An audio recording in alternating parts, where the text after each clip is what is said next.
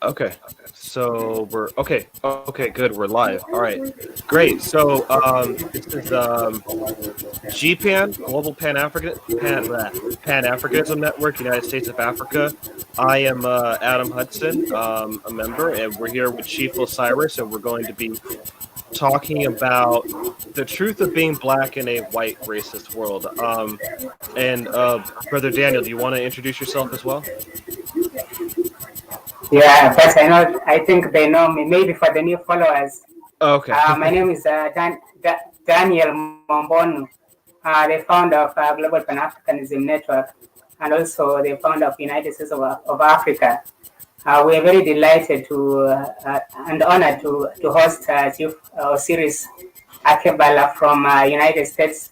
We've been working closely in the United States of Africa project, and probably you might have come across one of his works. He's a very wise man, and I've been comparing him with my father because they look alike, except that my father does not have dreadlocks. Welcome to Orisis.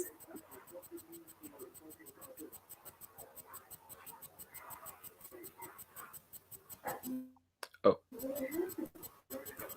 I think I'll hand it over to Adam so that they can continue in the backstage. Okay. All right. Yeah. So. Okay. Okay. So. All right. It's just me and you, Chief Elder Osiris. So. All right.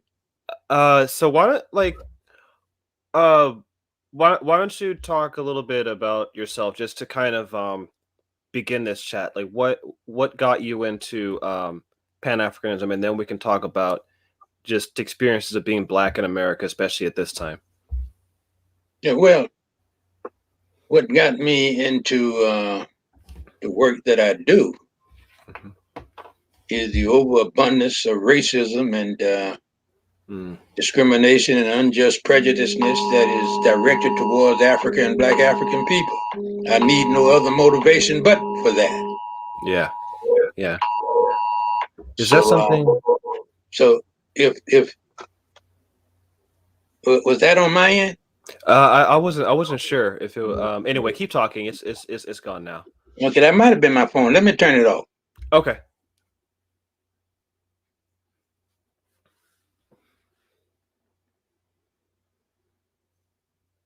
Let the audience just be a little patient with us. We're gonna get it right. Yeah. We're good. We're good. Okay, I'm ready now. If it's okay, I had jotted down a few little thought starters, notes. Perfect. Yeah. And we can get into whatever. Yeah, perfect. Let's start with that. I am no stranger to my African family. I know because they have been following me in terms of the posts that I write, and they know that I'm one that speak my mind, and I'm different from all of the others that goes on these type shows because my main and primary concern is about Africa and Black African people getting our just due, which is still overdue. Yeah, way overdue. So, I use the World Wide Web for revolutionary purpose, not for public display or personal gossiping, like a lot of us do. Yeah. I am serious with my soul. And it is all about knocking down the barriers that have been erected by people who have developed, for some reason or another, a strong dislike for Africa and Black African people. And I'm talking about that white racist, devilish, deceiving Luciferian human being.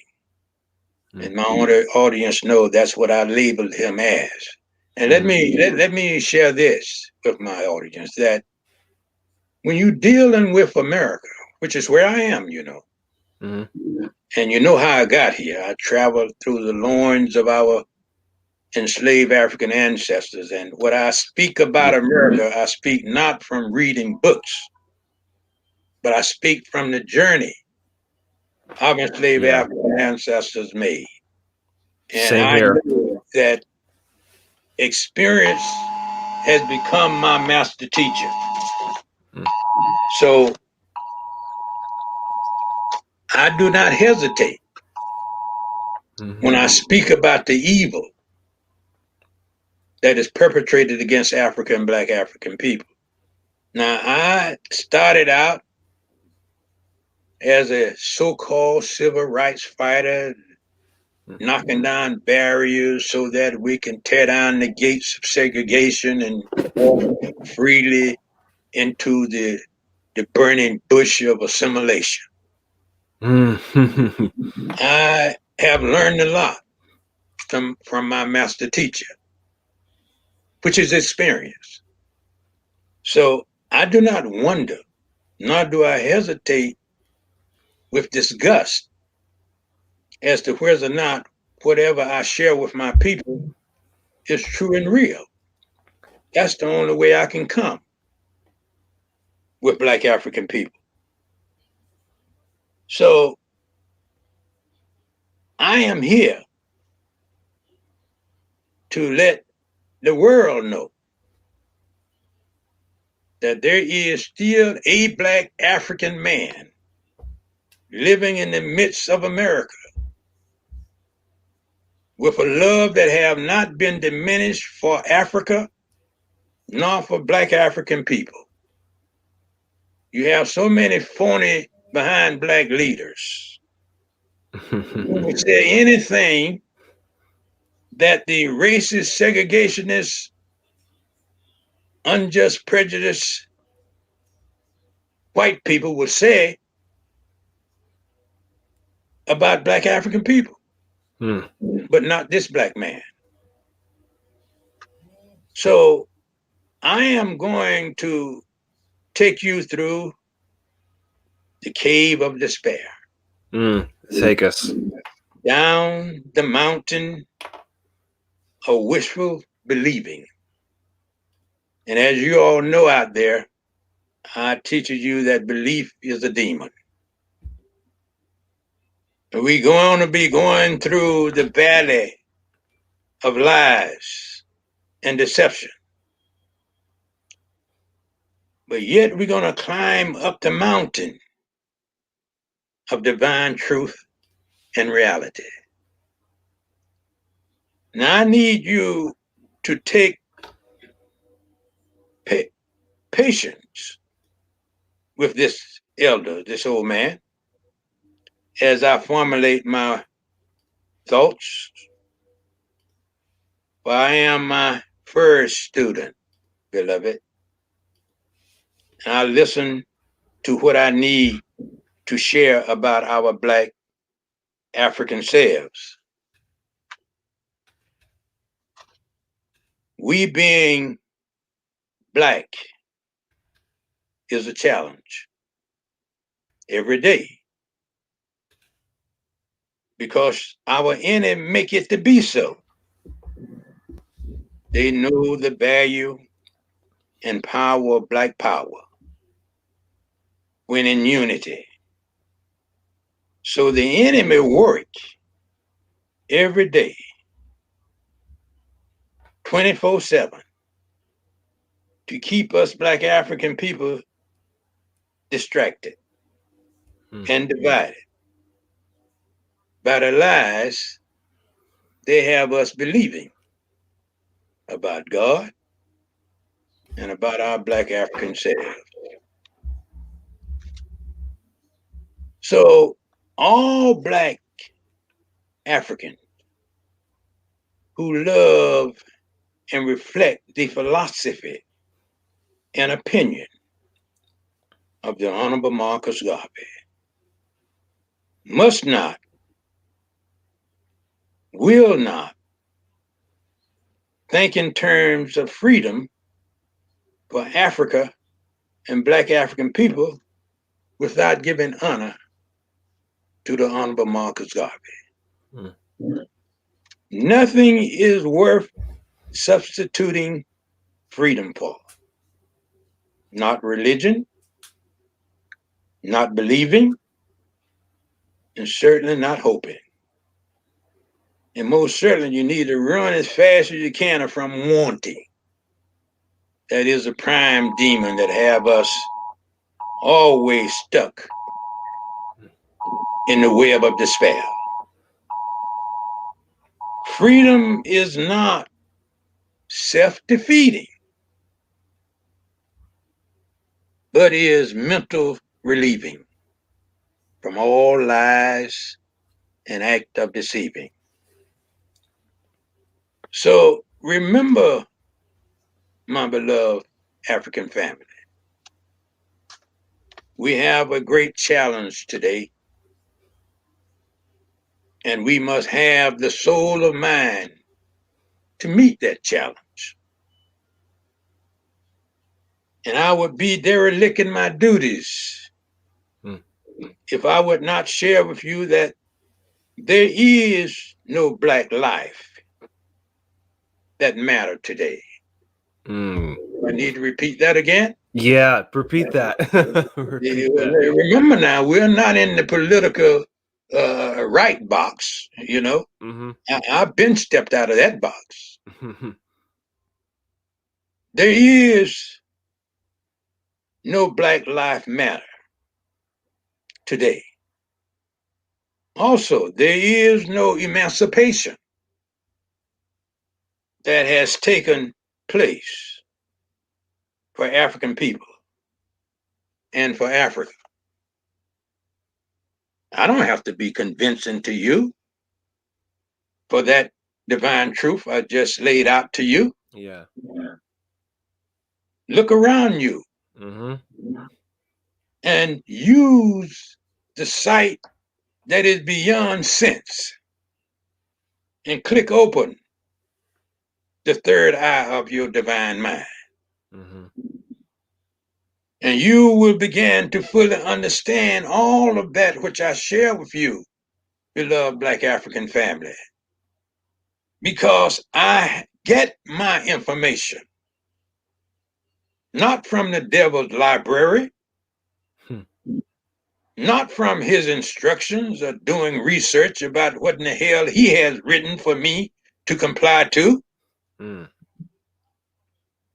I am one that get my information from the ancients of the most ancient, the divine gods of our African ancestors.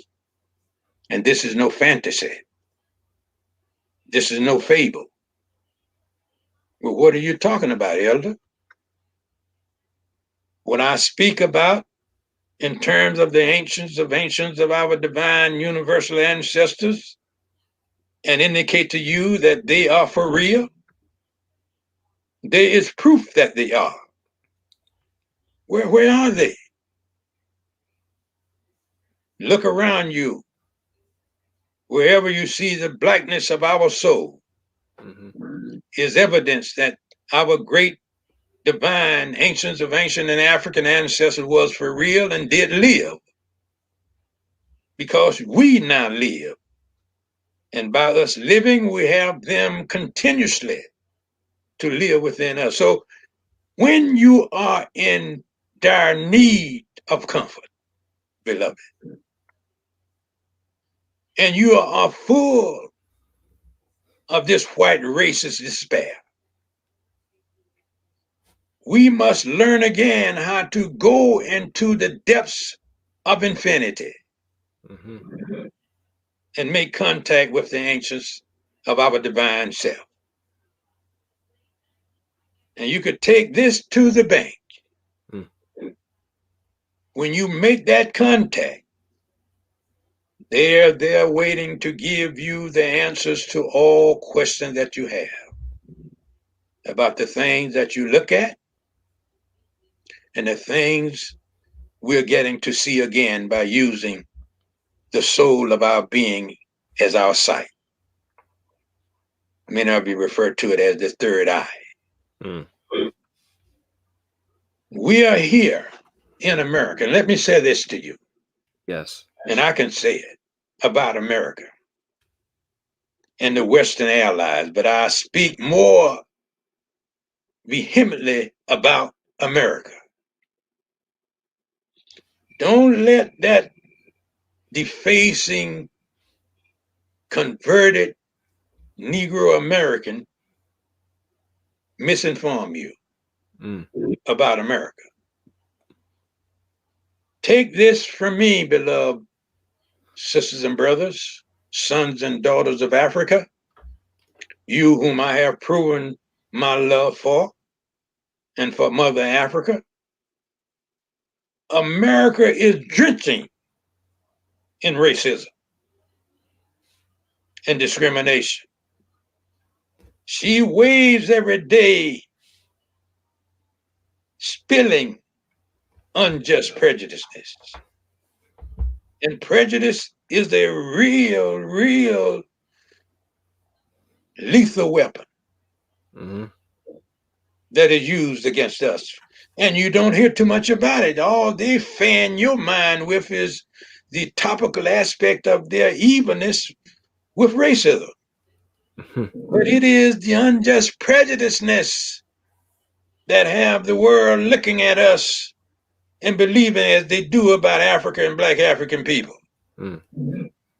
Because the devil has given to the minds of the world the lies that they believe about Africa and Black African people. They fan the fan of lies by telling the world that Black is not beautiful. Matter of fact, it's downright unlucky to be Black. Yep. They tell you about Black is the personification of evil. That where stupidity and ignorance is born out of.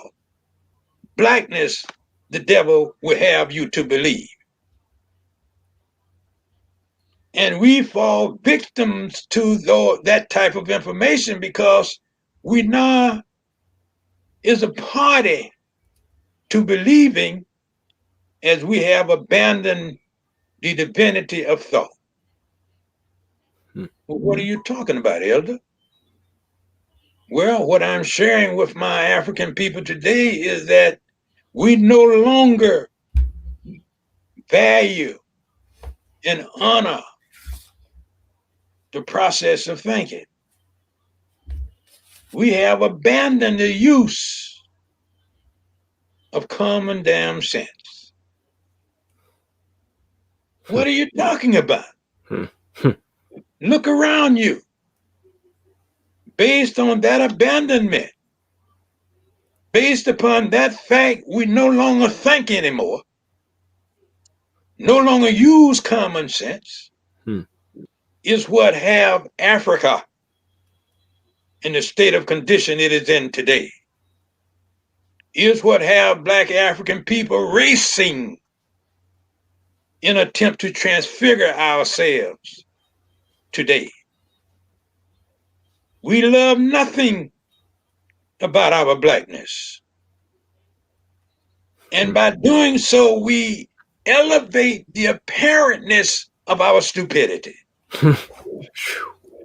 Because Blackness is God. You didn't hear what I just shared with you. Yeah, repeat that. Repeat that. Blackness is God. What are you talking about, Elder? Describe to me the universe of darkness. Isn't it in a stage of infinity? You can't find any line of beginning or ending. It dances with untold infinity and existence. Darkness is the attribute of the divine essence of everything, and darkness is divine energy, intelligence, out of which everything flows. That is the God of you. And here you are, trying to deny nature its relationship to the divine essence of everything, darkness, which is nothing but pure, undefined energy intelligence. It is what everything you ever come in contact with proceeds out from. Nothing matches darkness. I refer to it as the perfect night. Mm. And look at yourself. Nature, in its design, having the consent of the divine essence of us all, the greater good, which is God, to divine you, Black African woman and man, in the way that nature has designed you to be. And you carry the hairy volumes of melanin that causes the skin to reflect the shininess, the glorification of darkness. Mm. And yet you attempt to do what the racist has conditioned us to do, is to curse ourselves. Mm. Damn what the racist has done. You expect all of the evil that he attempts to do against you to do it. But damn, here you are, Black African woman and man, immolating that devil.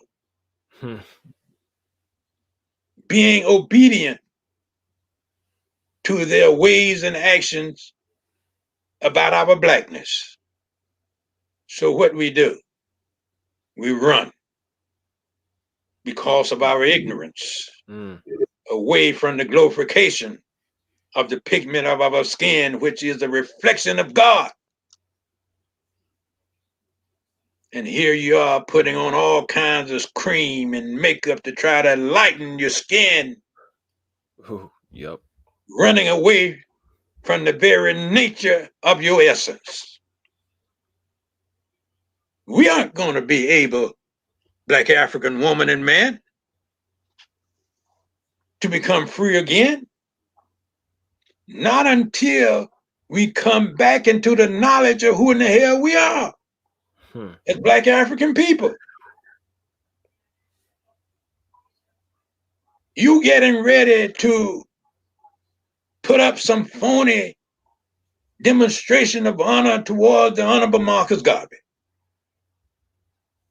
But yet you will not carry out the edicts and the philosophy and the opinions of the Honorable Marcus Garvey. And his edicts of opinions and philosophy was always about Africa rising, about the beauty of the Black African. It's a contradiction in action as well as in term that we reflect through our lack of knowledge of self. Here we are, taking on the instructions that comes from a book. Dixie Devil sat on his behind, contemplating, imagining, and making up about a God he knows nothing about. So what he does, he go around and come around and create his own God.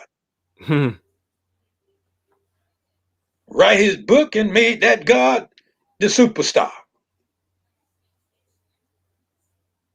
What do the Black African woman and man do? We fall down on our knees to that book as we ignore the infinity of darkness that covers us. Not realizing that the darkness comprises of strings of electromagnetic waves, and over those waves come information that is capable of having Africa to be Africa again and having a once divine Black African nation to rise again. Where is your soul, beloved Black African people? Remember, I defined to you what the soul is. It's not what this religious mind have gotten you to believe that it is. The soul is nothing more than the mind. It is what make manifest the spirit of your being. The two is interrelated, beloved.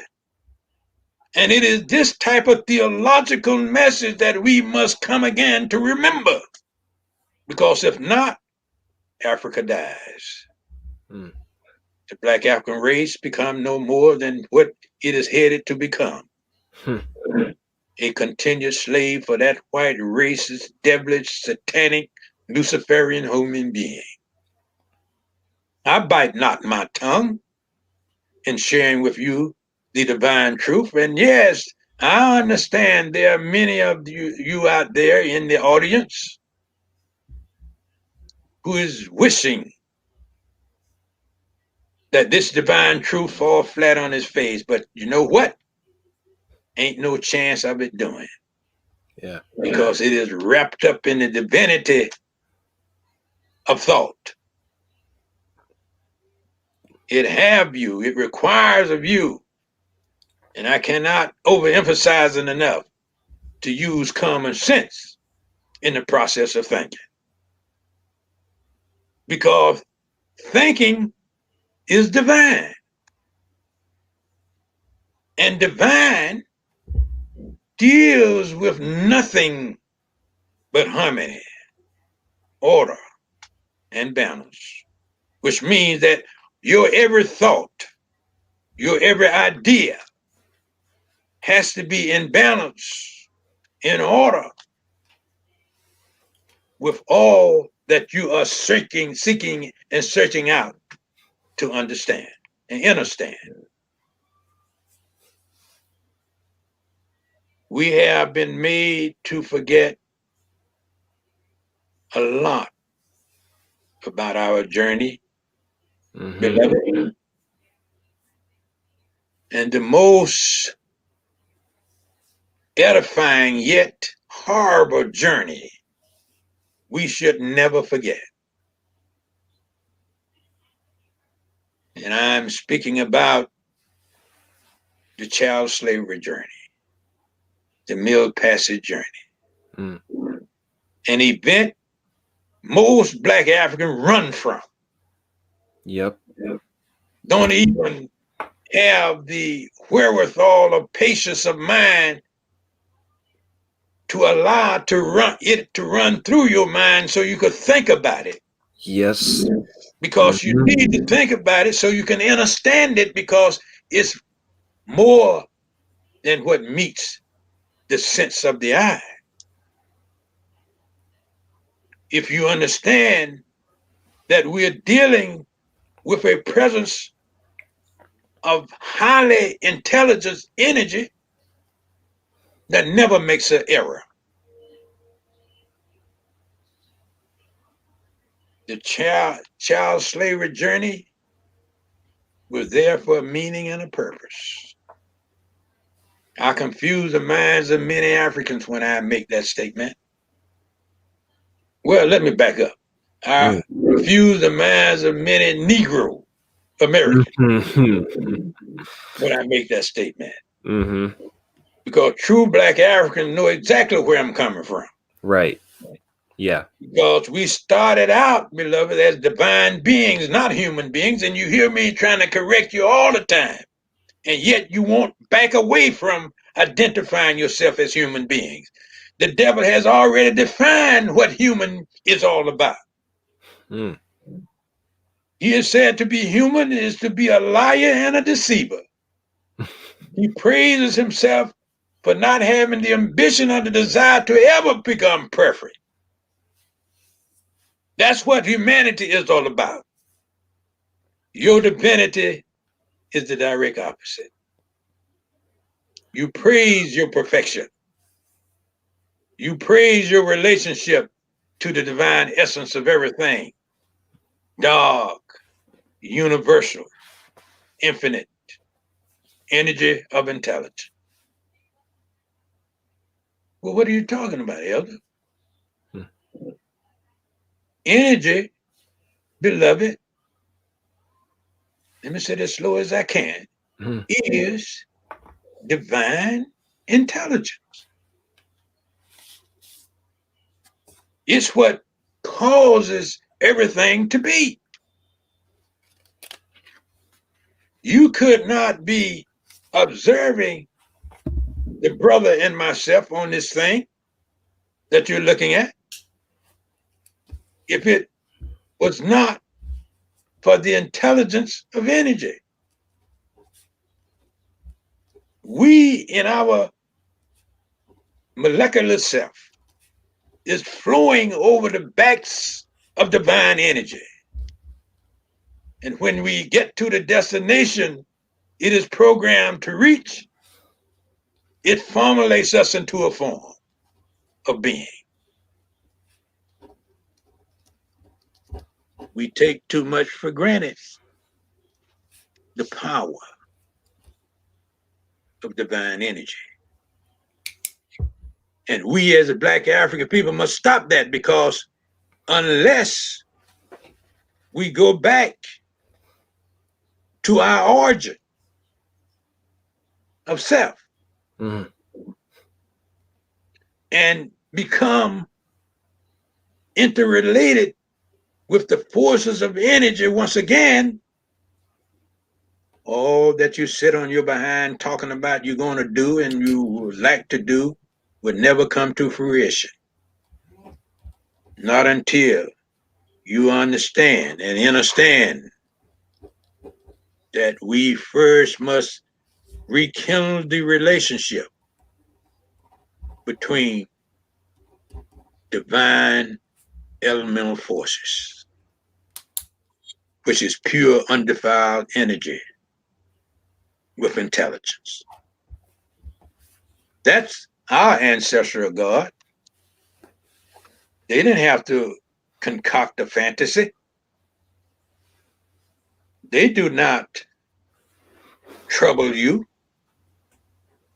about the God they are totally aware of. They do not refer to our gods in no gender sense. It is force. It is power. It is energy. Omnipotent, omnipresent, and omniscient.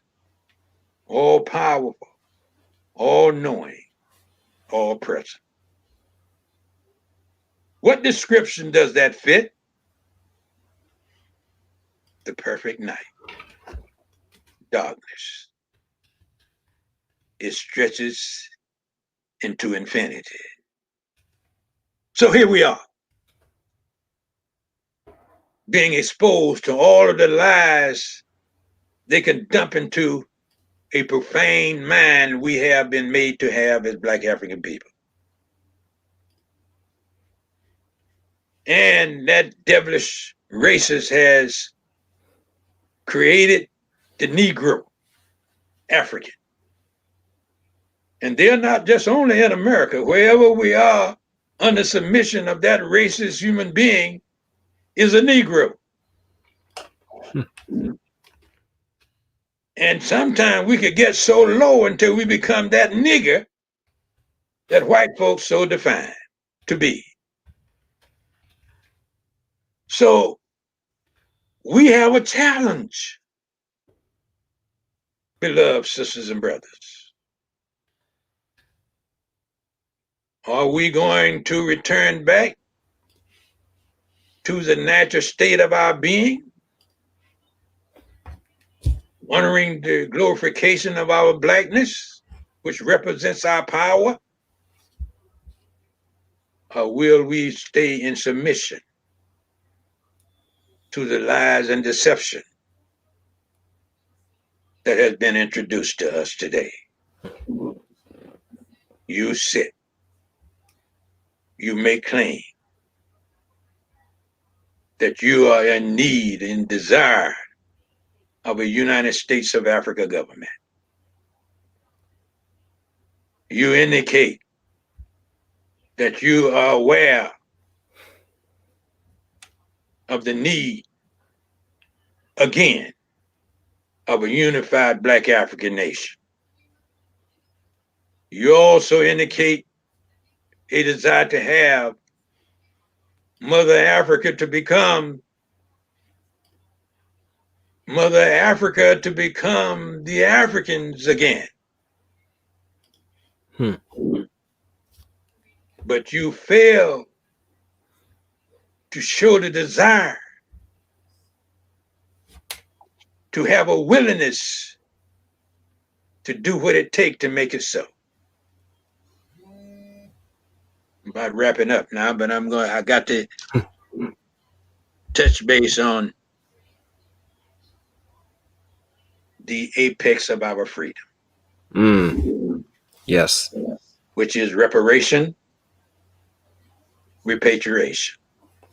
Repeat that. Repeat that again. Repeat. That's important. What you just said. Reparation, repatriation is the apex of our freedom. Listen, beloved sisters and brothers.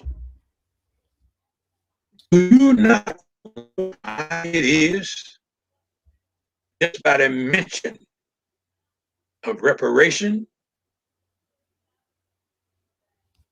Everybody go to scrambling. And I'm here to let you know there's no danger in reparation.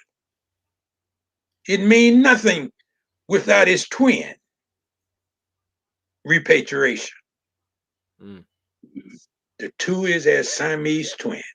Don't ever forget it. If a Negro, a nigger, or an African American come into your face, reparation,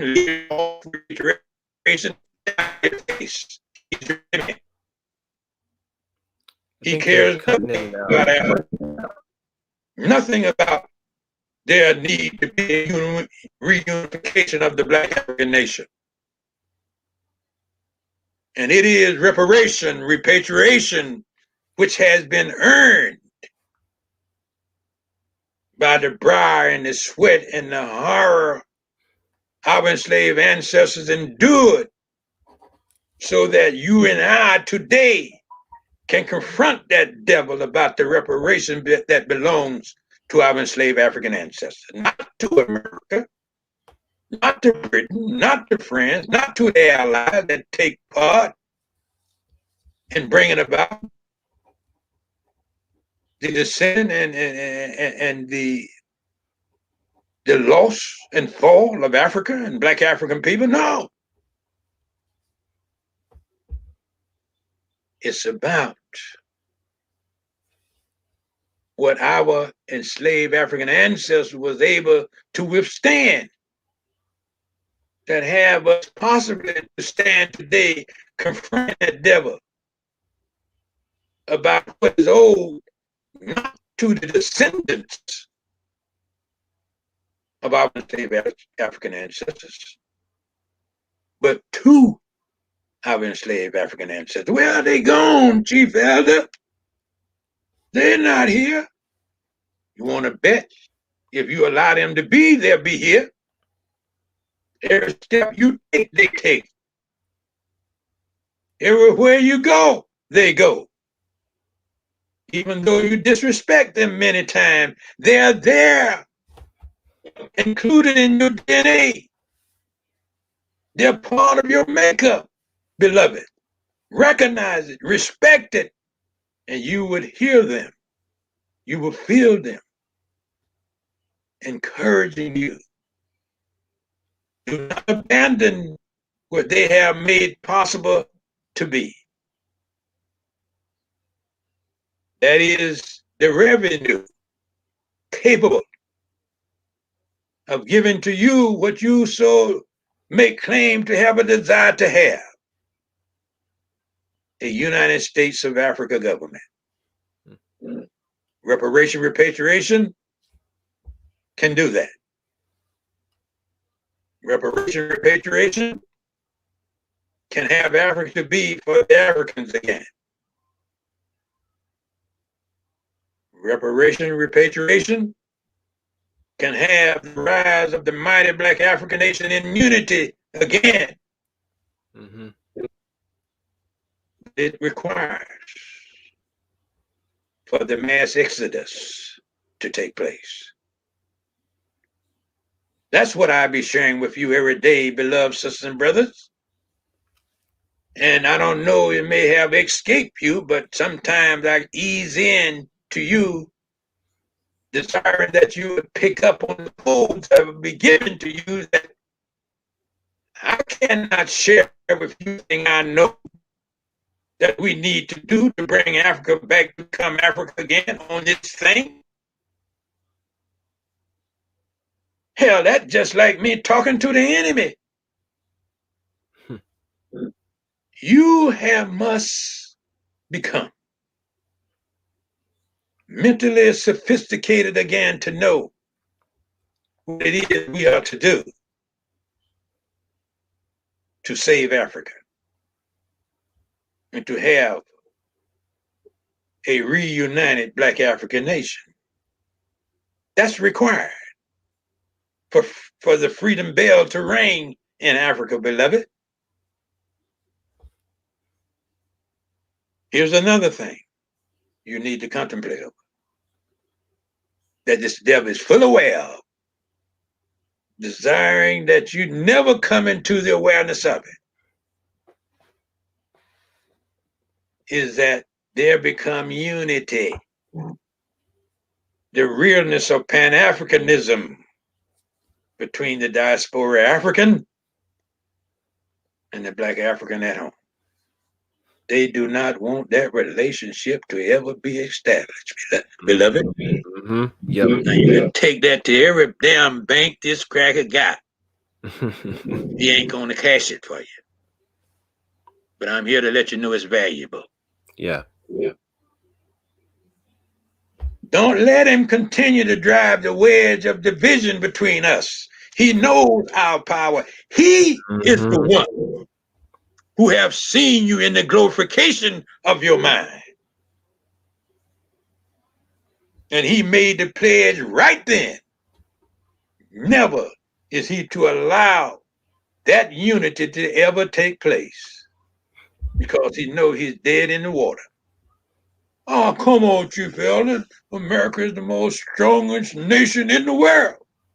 Look at its military might. Care less than a damn about that. It does not supersede the power of your blackness. Now, you're going to have to think hard about that to understand what in the hell I'm talking about with you. Yeah. And I can't break it down to you on this thing. And you seem to be reluctant to have a mind flash to say, well, hell, what we need to do is get together and raise some funds and put a delegation together and go seek out Chief Elder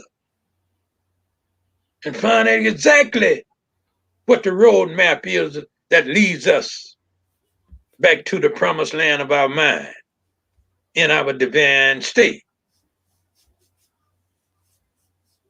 Now, I would not tell you to do that. I give you hints, but I would not tell you, because some things you got to come to the conclusion on your own. Oh, are you telling me that, Chief Elder, that you know more than all the great warriors that come before you? Hell no, that's not what I'm saying. I'm saying that let the evidence be before you. And the evidence shows that all of the great warriors did what they had to do. My question to you today,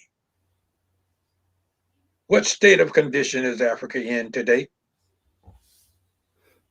What state of condition is the Black African nation is in today? What does that imply to you? Come on, beloved, you got to think again. I'm not defacing and degrading our Black warriors of yesterday, but what I am acknowledging to you, that most those sorry damn Black so-called leaders will not on up to you is that we here today has the obligation to advance their action, their every thought that were glorious to Black African people. Who knows that you might be the conclusion of that journey? It could be at this point in time,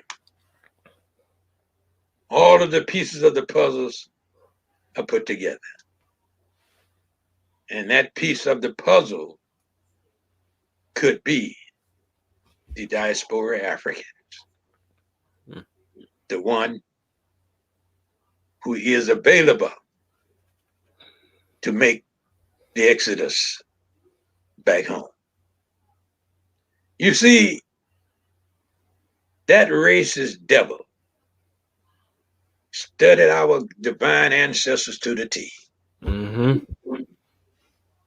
He knew the kind of game he's gonna have to play to tear up your divine mind.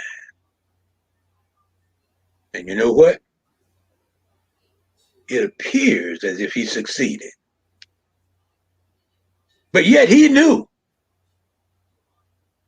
when he made that move in creating the institution of child slavery and put our ancestors on that journey path, what he was doing is taking part in his defeat. Because the journey was like basic training for the diaspora Africans to come. And now here we are, sleeping giant in North America. And we who have been scattered to the 4 cardinal points of the earth is part of that universal saying, that universal law. We are part of the universal binary system. All of us scattered to the 4 corners of Mother Africa, the 4 corners of the planet Earth, has one and same obligation: get the hell home. Did you hear? Get the hell back home. That's where your power lies. Yep. That's the center of your power, Black African woman and man. And you don't even know it. But that devil trembles every time you see that you might be coming around to show some love for one another. I'm going to stop there, beloved. Perfect. There's much more to come, hopefully, if Brother Daniel is satisfied with what he has heard today. And yeah, brother, what's your name, brother? Adam Hudson. Just Okay, call me brother. Adam. Thank you so much. No, I just want to let you talk, man. We needed that. I needed that. Thank you. You're most welcome. Now it's my obligation to do so. Yeah, we have a lot of love in the chat from Malawi, Nigeria, Australia, Egypt. I'm here in California in the Bay Area. By the way, birthplace of the Black Panther Party, Oakland, California, which is where I was born, near where I live. So okay, I carry that tradition. I know you do. I can tell it. Yeah, I carry that. That's just that I was born in this. So, and speaking of Marcus Garvey, I knew about him when I had we have a family friend who's a former Black Panther. And I think we were at like some sort of like Christmas party. I was 14 at the time, but I do remember a woman. She told me about Marcus Garvey. She told me I need to look yes. At age 14. So I knew about him. And I remember my cousin, when I was 15, told me about the RBG flag, like red, black, and green, and what those colors mean. All right. So I was born in this. So this is I see. Yeah. Hey, good. Yeah, we're gonna have many more good conversations. Yeah. I also do West African drumming. I play djembe. So good. But I liked what you said, especially about the apex of our freedom for, African Americans, Black African people in diaspora. Those of us who are the children of the Middle Passage. Like that's Yes. like we're stolen Africans in the Americas. There you go. There you go. That's who we are. And That's we should have no other goal but freedom. right. And I mean, you know, for those of you who don't know, Martin Delaney, the phrase "Africa for Africans" came from an African American abolitionist. There you So go. this That's is right. all. This has always been part of our freedom struggle. Paul Cuffey, like it's we're Yeah, we're just continuing it. This is that's part of right. the struggle. That's right. We're The trying. members of the true fathers of Pan-Africanism, Delaney, Blyton, Garvey, Mhm. they try to put them to rest, but we must always keep them alive. Yeah, I have a sorry, I have a book, Pan Africanism: A History by Hakeem Adi. All right. So Okay. people should, yeah, I'm reading this book, but has some really good history on the history of Pan Africanism. Yeah, like so you were saying that the apex of our freedom, I like the way you put it, is reparations and repatriation. And you said something earlier that really stuck with me about the burning bush of assimilation, because Yes. that's kind of that's a similar conclusion I've reached in my life and my journey, because having gone to college and graduate school, and you know, I'm in my early 30s, so like I grew up I mean, my parents were of the civil rights generation, so I'm right after that. Okay. Okay. So I think like my generation like went through the whole process of integration, because that's all we knew. Like we didn't grow up with I know. I know. yeah, I fought for it, and yeah. I blame the so-called negligent black leaders for not telling us the truth back then. We So thought we were really fighting for liberation and freedom. can you go into that? Because I think, because the reason why I wanted to ask is because I other friends of mine who are my age and who are Pan-Africanists have reached a similar conclusion that like, okay, we've assimilated, we've integrated, but we've gotten no results. Like there's still a massive wealth gap between black people, white people. I mean, obviously George Floyd, Breonna Taylor, Ahmaud Arbery, like there's just been police just keep killing us, and it's you know, we're just being gunned down in the streets by police. Our neighborhoods are, you know, in like in economic despair. Our schools are not doing well. I'm part of a campaign actually in my local community. Like we're part of we're trying to push for ethnic studies in the K through 12 system, and I'm trying to make a heavy push for Africana studies in K through 12, so that like young black boys and girls know who they truly are at a young age. Because you know, like as you've been pointing out, like that's part of the confusion, is not knowing who we truly are. um so yeah, like I've reached a similar conclusion. Like look, we can integrate into these institutions, these white owned institutions, but that doesn't mean freedom. Like we're not going to be liberated. Like we can get like, That's my point. I yeah, mean, what you have done is presented a hell of a dissertation on the reason why integration assimilation is an evil to us. yeah, It proves it didn't work. hmm, It's not the answer to our problem, and right, we refuse to acknowledge that. right, right, Okay. And yeah, as can, long as we keep on dealing with those third, fourth, fifth levels of involvement, and ignore the number one involvement we need to be involved with, which is gaining our freedom. yeah, We act as if we have a hatred for freedom. Freedom is our answer. yeah, So, back then, during the early 60s when I began in the fight for civil rights, the ancestors were dealing with me and a few others who were working with me. I ended up being the local state chairman of the Congress of Racial Equality. That was the closest thing to Garveyism at that time. Okay, and I was just not coming to the knowledge of my father, the Honorable Marcus Garvey. And even then, We were battling against busing. We were battling against integration. We knew the difference between separation and segregation. And the devil would always confuse us with those terms, but they didn't confuse us. We knew that there would be no gratification or elevation in sitting our children next to a little white boy or girl. It's about who is controlling what. Yes. And we don't want to deal with that. And my point is this, and I'm gonna let you go. We are not going to ever be in control of anything as long as we remain in America. The devil will not allow you to have that control. You could talk about community development, community control, and all that other stuff. You know, what is political correct?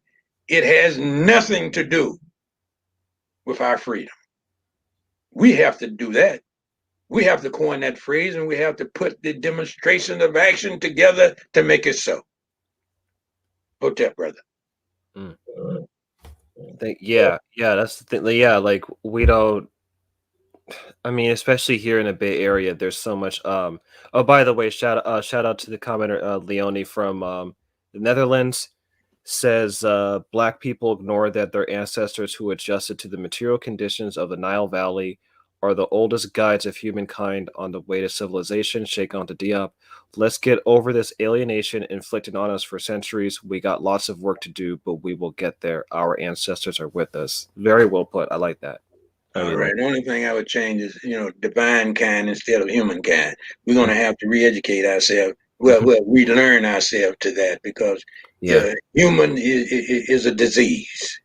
Okay, it's worse than COVID-19. Can you explain what you mean by that? Why human is a disease? Because I've heard that, but like, can you explain that? Like, what you mean by that? The first human being was the one that coined the phrase. Is that devilish racist who is out to deceive us? And even in his so-called holy book, as he is describing himself, who had already declared himself to be human, to not even be interested in perfection and being truthful and rightful to everybody. He was about lying and deceiving. That's what human is all about. Why is it that we are so reluctant to refer to ourselves as a divine being? You know why? It's elevating. It's put you on the pedestal where it cannot be complained about, and with intelligence. We have such a low regard for ourselves until we rather refer to ourselves what the white man has declared us to be, rather than be what nature has designed us to be, divine, black, universal beings. I think that's I mean, for some people I think that's good, like a lot to take in, because so much of sure it is. It's it's time to take it in. Yeah, because so much of how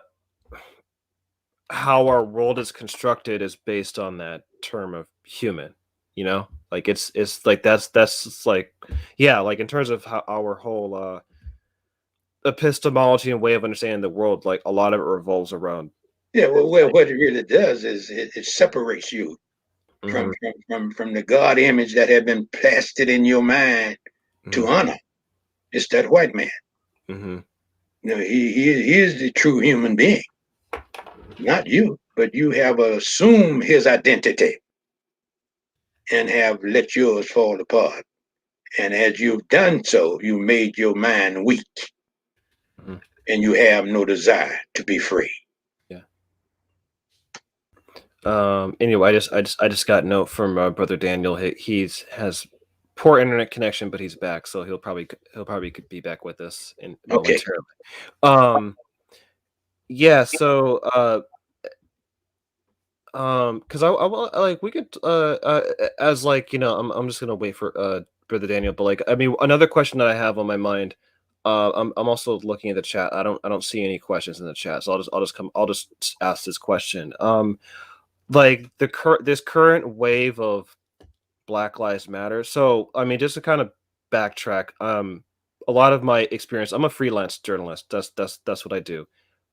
Mostly that's what I've been doing for the past like almost 10 years, and so a lot of the work I've done has been writing about specific issues, usually specific issues that impact Black people here in the United States. So particularly gentrification and police brutality.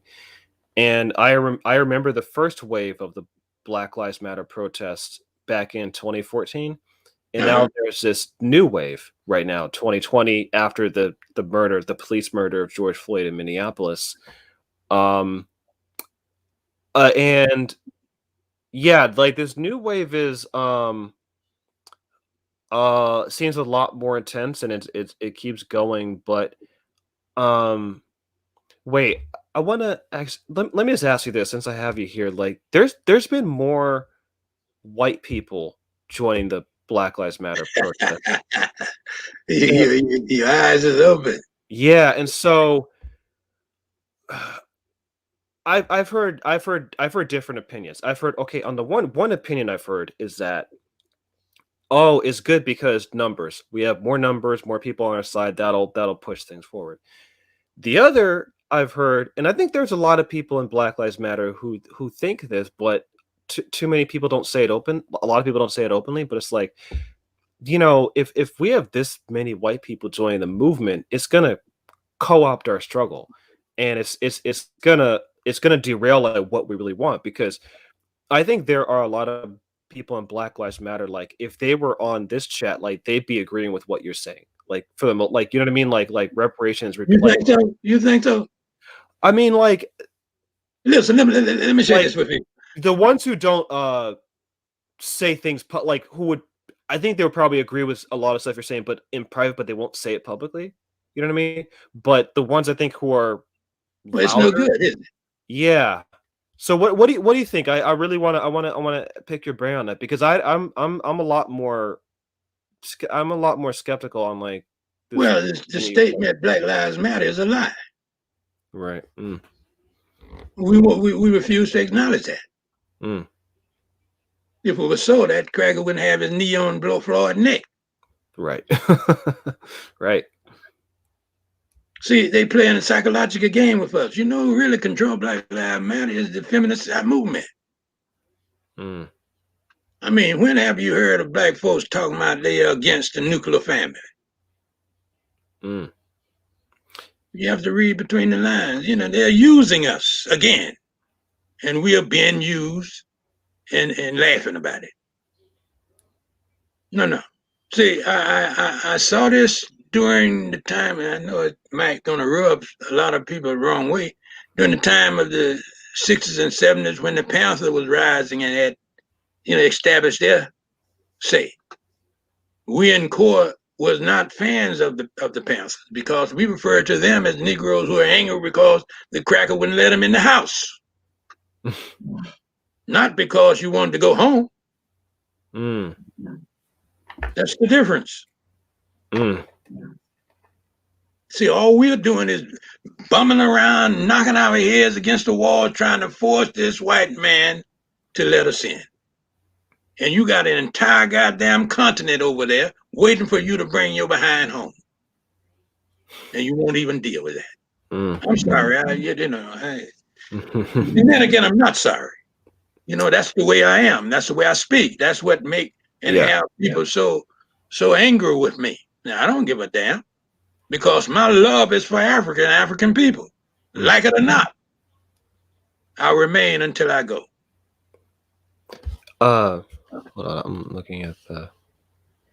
Okay. Okay. I think Brother Daniel's. Okay, I think he's coming back. Yeah. The reason why. I mean, yeah. I'm gonna say, like, there are some white people that I know personally who are in the Black Lives Matter protests who I don't trust. I'm just gonna say that. I know enough where it's just like. Why you say it so apologetically? Let me tell you something. White folks lie. They lie. All right, I know a whole lot of other people lie, but they are the masters at it. All right, and until they prove themselves to us that they are for real, we treat them as a liar. You know, maybe I'm a walk back. No, I'm not apologizing. This is like, look, I don't. I mean, I know enough of them where it's like I don't. All right, now we have Brother Daniel. Hey, Brother Daniel. Hello, how are you? I'm good. Can you hear me? Yeah. Hello. Yeah, I can hear you. I'm good. I've been having some network challenges here, and maybe they don't want me to be part of this, but I'm glad that I'm back.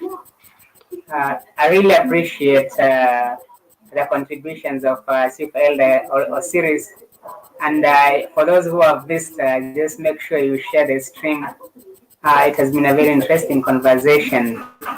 And I was even overwhelmed by the wisdom that was coming out of him. Yes. Surely we are going to invite him in our upcoming conference, the Pan-African Conference, marking the 100 years of red, black, and green flag. He'll be part of the speakers that are going to speak during the Pan-African Conference. And we'll also keep on bringing him for more Pan-African lectures so that they can really help unlock the minds.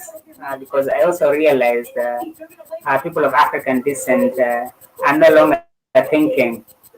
They just watching and seeing what is happening on social media, and then they just embrace everything they see. But this needs to change. We need to begin using our common senses. So maybe I'll go to Chief Elder Osiris if he has some final words. He can make some final words and then go to Adam. Chief Elder. Is there another person in the stream? I can't quite understand what he's saying. Will you? It's you. Oh, do you have any final words, Chief Elder? No, I think I've said enough at this particular time. We shall meet again.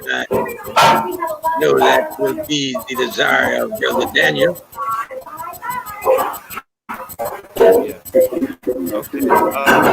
Anyway, I'll wrap. Certainly, absolutely. Yeah.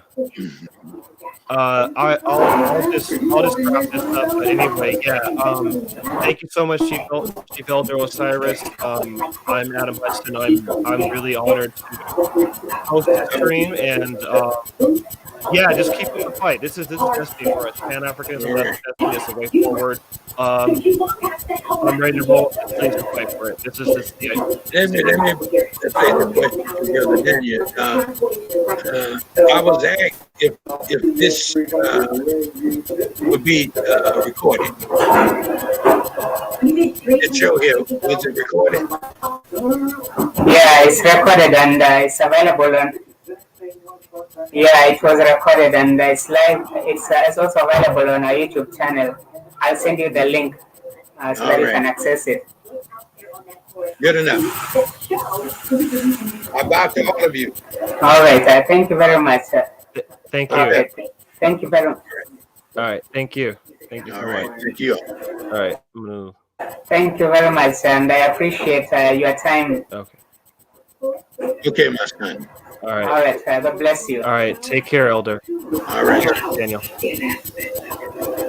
All right. Thank you very much. Okay. I'm going to leave.